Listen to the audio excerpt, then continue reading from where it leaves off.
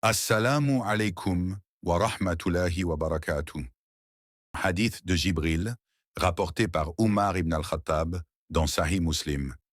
Un jour, tandis que nous étions assis auprès du messager d'Allah, un homme apparut soudain. Il portait des vêtements d'une blancheur éclatante. Ses cheveux étaient nats d'un noir intense. On ne voyait sur lui aucune trace de voyage, et aucun de nous ne le connaissait. Il vint s'asseoir tout près du prophète, posa ses genoux contre les siens et plaça ses mains sur ses cuisses, puis dit « Ô Mohammed, informe-moi au sujet de l'islam. » Le messager d'Allah répondit « L'islam consiste à témoigner qu'il n'y a pas de divinité en dehors d'Allah et que Mohammed est le messager d'Allah, à accomplir la prière, à acquitter la zakat, à jeûner le mois de Ramadan et à accomplir le pèlerinage à la maison, la Kaaba, si tu en as les moyens. » Il dit « Tu as dit vrai. » Et nous fûmes étonnés qu'il l'interroge, puis l'approuve. « Informe-moi donc au sujet de la foi, à l'iman. » Le prophète répondit, « C'est de croire en Allah, en ses anges, en ses livres, en ses messagers, au jour dernier, et de croire au destin, al-qadar, qu'il soit bon ou mauvais. » Il dit, « Tu as dit vrai. Informe-moi au sujet de l'excellence, al-ihsan. » Le prophète répondit, « C'est d'adorer Allah comme si tu le voyais, car si toi tu ne le vois pas, certes, lui te voit.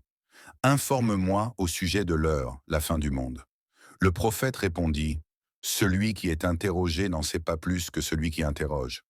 Alors informe-moi de ces signes. » Le prophète répondit, « Quand l'esclave donnera naissance à sa maîtresse, et quand tu verras les va-nu-pieds, les déguenillés, les pauvres bergers rivaliser dans l'érection de hautes constructions. » Puis l'homme partit.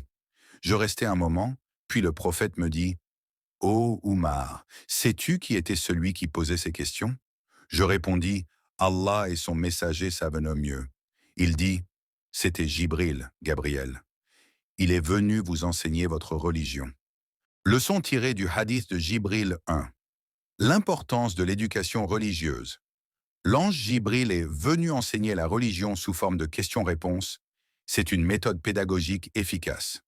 2. Les 3 niveaux de la religion islam, les pratiques apparentes, piliers, shahada, prière, zakat, jeûne, hajj, iman, foi, la croyance intérieure, 6 piliers de la foi, ihsan, excellence. Le niveau le plus élevé, adorer Allah avec conscience et sincérité. 3e, la complémentarité entre l'intérieur et l'extérieur. La religion n'est pas que des actes, islam, ni que des croyances, iman, mais un équilibre entre les deux, avec une dimension spirituelle, ihsan. 4e, l'humilité du prophète. Quand on lui demande sur l'heure, il répond « Celui qui est interrogé n'en sait pas plus que celui qui interroge. » Preuve que la science de l'invisible appartient à Allah seul. 5. Les signes de la fin des temps. Le bouleversement social, l'esclave donnant naissance à sa maîtresse. L'inversion des valeurs, des pauvres bergers deviennent riches et rivalisent dans la construction de gratte-ciel. 6. La vérification et l'approbation. Quand Jibril disait « Tu as dit vrai », cela montrait que la religion est basée sur la science sûre, pas sur des opinions. 7. L'importance de la sincérité dans l'adoration. L'ihsan rappelle que la vraie adoration repose sur la conscience qu'Allah nous voit toujours.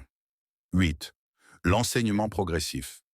On commence par l'islam, pratique, ensuite l'iman, croyance, puis l'ihsan, spiritualité. 9. Le rôle des compagnons. Ils observaient, s'interrogeaient et retenaient chaque détail, modèle pour apprendre et transmettre la religion. 10.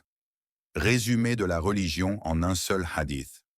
Le prophète conclut, « C'était Jibril, venu vous enseigner votre religion. » Preuve que ce hadith contient la base de tout l'islam.